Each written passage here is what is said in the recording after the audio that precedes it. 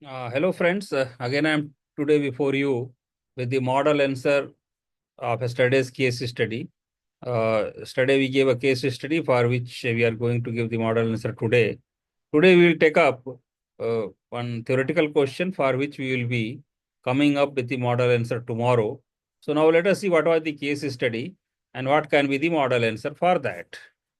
Now the case study reads like a well-performing local NGO receives anonymous crypto donations. As Niti Aayog appointee overseeing NGO ethics, how do you ensure compliance with FCRA and transparency? FCRA is Foreign Contribution Regulation Act 2010, and it has the provisions to check money laundering, terrorist funding, etc. So therefore, the compliance of FCRA is one of the very key uh, aspect for any foreign funding of any NGO or any other institution also in India. So now let us see what are the ethical issues involved in this whole process, and then what can be the various steps and what can be the support from various ethical theories we get, and then finally we will conclude the answer. So now first is if you see ethical theories and regulatory issues involved, transparency versus innovation in foreign donation.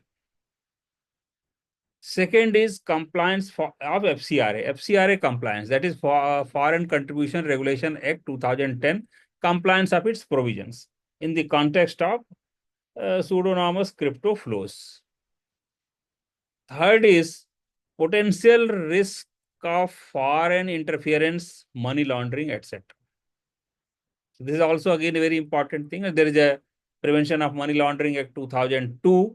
So the provisions of that also come up if any money laundering is detected. Now, next is accountability versus over-regulation of civil society. Now, FCRA definitely regulates the funding, foreign funding of NGOs, but then it should not be over-regulating. So that also is very critical thing. So that also we need to see, because civil society also should have some freedom and autonomy for doing their function. So it should not be that we are over-regulating. So that kind of check also needs to be there. So here the conflict will be from with accountability as well as with over-regulation of civil society. Now, what can be the ethically justifiable and legally correct course of action? Let us try to understand that. So, first step is immediate verification through financial intelligence agencies. In Government of India, Finance Ministry, there is Financial Intelligence Agency.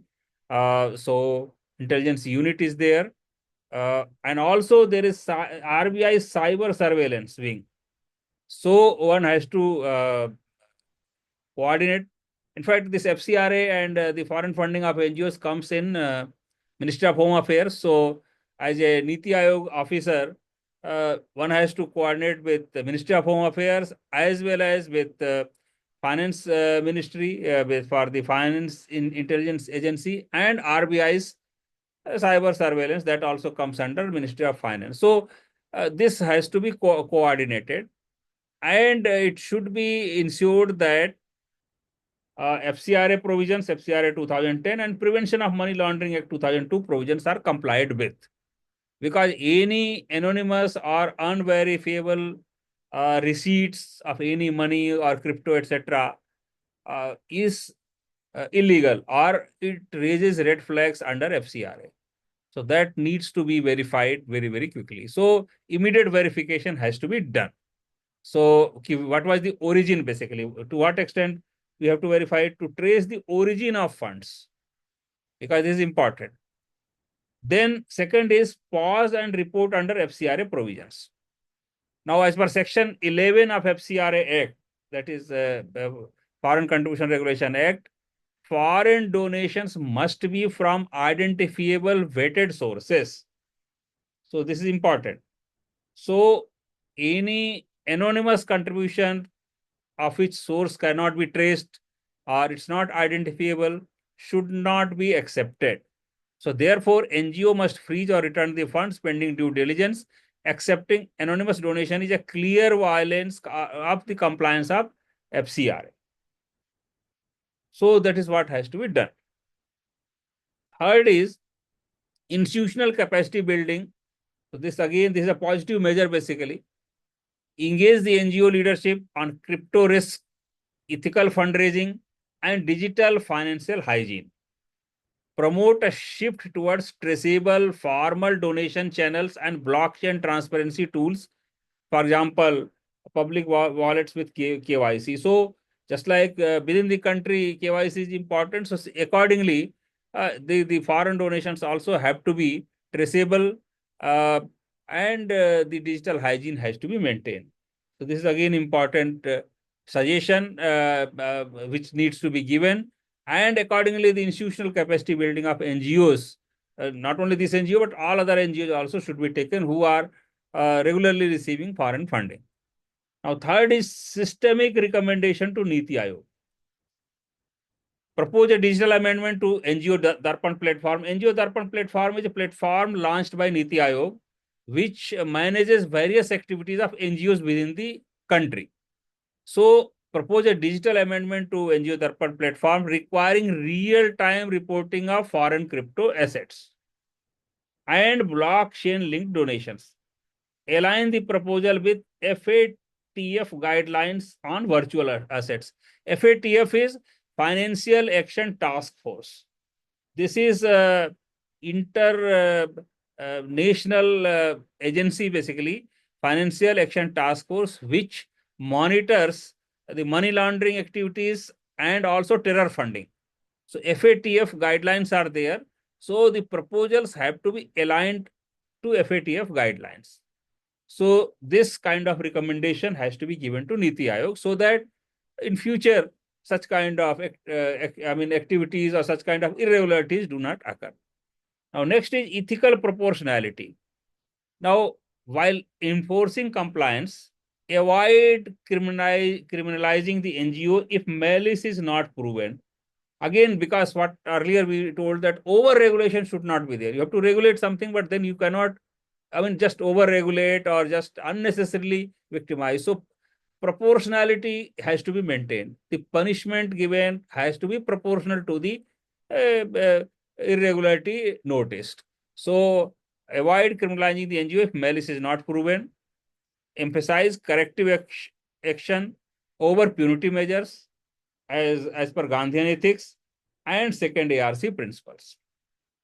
Now, what are the various ethical frameworks which can be applied? So already Gandhian ethics we have noted.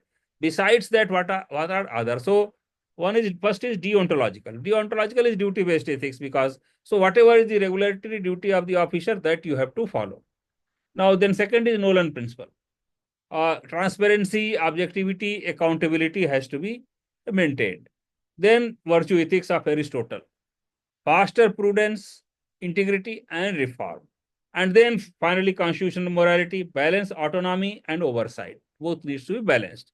So in conclusion, what we can say is robust ethical governance requires a careful balance, ensuring national security and legal integrity, because foreign contribution is directly linked to national security if terror funding or money laundering is there. So on the one hand, national security and legal integrity has to be maintained. Then without throttling innovative and impactful civil society network. But then again, I will say the same thing.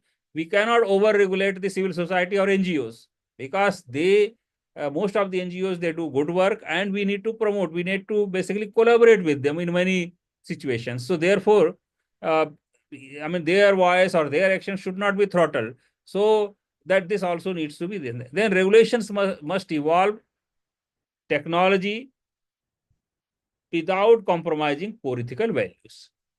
So this completes our model answer for a studies case study. Now let us see what question we will be taking tomorrow for model answer. The question is like this: define emotional intelligence. How does it influence decision making and conflict resolution in public service? So I will read it again. Define emotional intelligence. How does it influence decision making and conflict resolution in public service? Now this we have to answer in about 150 words. So tomorrow we'll come up with the model answer for this question. So thanks a lot for watching today's video. We'll meet again tomorrow. Thank you. Thank you.